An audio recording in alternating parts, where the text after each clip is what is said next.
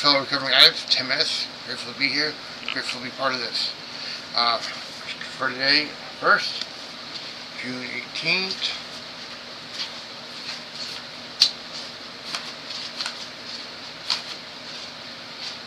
One second.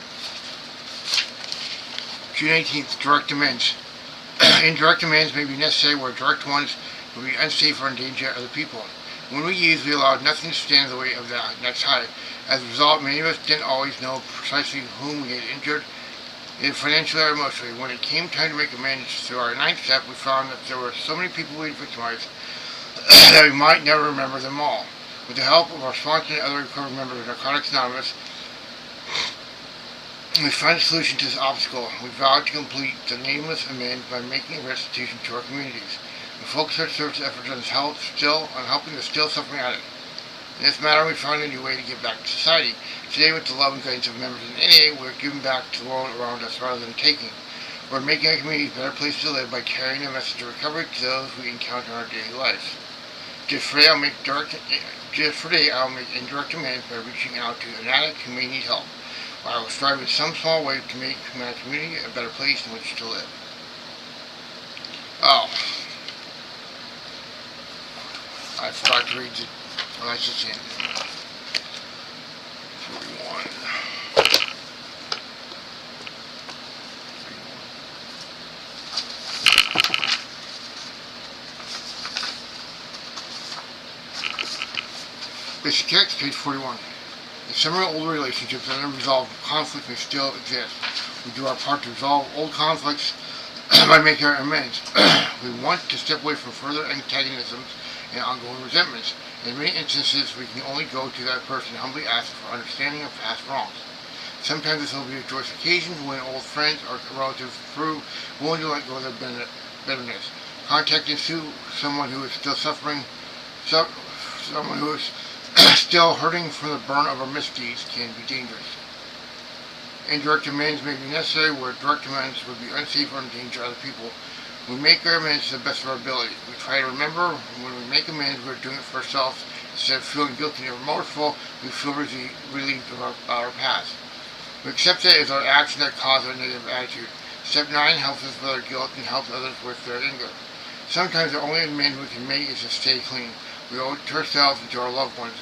We are no longer making a mess in society as a result of our using.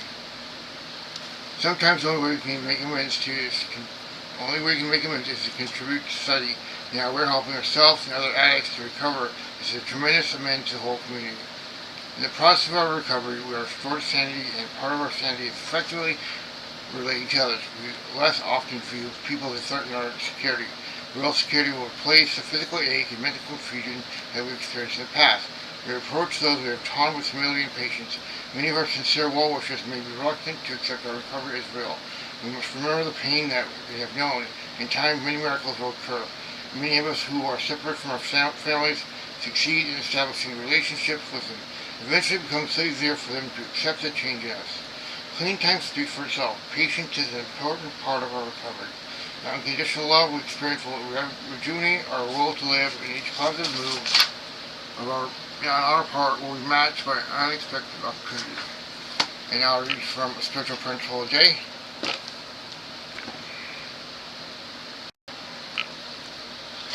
Grace gets us through the hard times. What we find is not that our hard parts spares us the hardships of life, but that we receive the grace to get through them clean. Living clean, chapter 3, walking the walk. When terrible things happen to us, our people we love, especially those we deem to be innocent and understanding of strife, our first reaction is often to try and make sense of it, to look for someone or something to blame. How could this happen? Such incidents like a terminal diagnosis or losing a child, or less dire ones like getting fired from a job, can shake our faith in a higher power than a program. That may question, why am I bothering to stay clean and trying to live by all these spiritual principles if life is just going to end up causing me so much pain? No matter how much integrity we practice and how much love we have in our hearts, or how little, life will continue to show up. Instead of trying to reason our ways through pain out of a mess, we learn to ask our higher power in whatever ways make sense for us. How am I going to get through this? Clean. If we ask this question in earnest and listen for answers, we'll be able to find grace. Grace is an active force in our lives. It's a gentle nudge that directs us towards the next right thing and gives us a reprieve from our addictive thinking and reasoning. Grace allows us to find blessings in the hardships we endure, or at the very least, to accept what happens to us and seek guidance. We know that others have gone through the same life events that we are experiencing and have stayed clean. That collective wisdom, the deep well of experience and resources available to us through our connection to innate is grace. The more we notice and acknowledge the presence of grace, the more grace we will experience. Even in times of great stress, I will make an effort to be present enough to recognize and receive grace. And I will end this video by reading Gift for Today. Gift for Today, tell yourself. Gift for Today, my thoughts on my recovery, living and enjoying my substance drugs. Gift for Today, I'll have faith in someone in AA who believes in me and wants to help me in my recovery. Gift for Today, I will have a program I will try to follow to the best of my ability.